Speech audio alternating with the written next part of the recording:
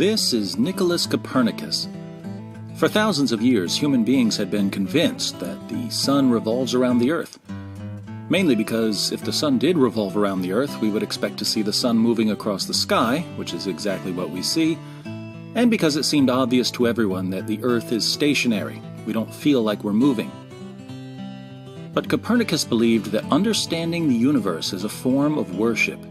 He said, "To know the mighty works of God, to comprehend His wisdom and majesty and power, to appreciate in degree the wonderful workings of His laws, surely all this must be a pleasing and acceptable mode of worship to the Most High, to whom ignorance cannot be more gratifying than knowledge."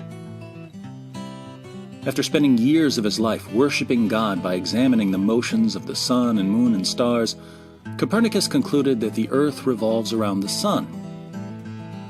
He didn't have much of an explanation for why we don't feel like the earth is rotating rapidly on its axis and hurtling through space.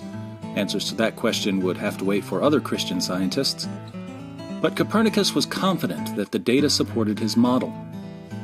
The publication of his book on the revolutions of the celestial spheres in 1543 generally marks the beginning of the scientific revolution.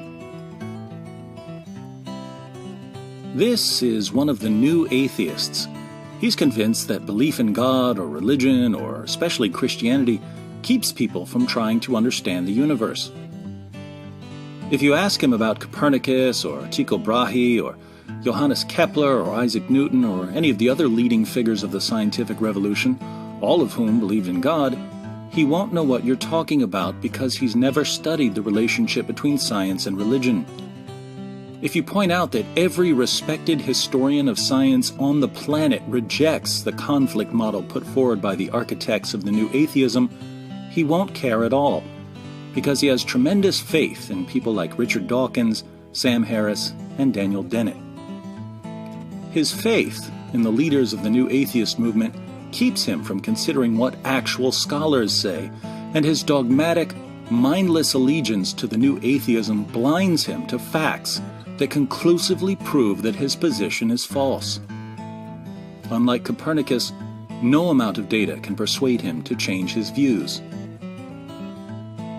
Welcome to the new atheism, the perfect union of gullibility, dogma, inconsistency, superficial thinking, resentment, hostility, denial, and childishness.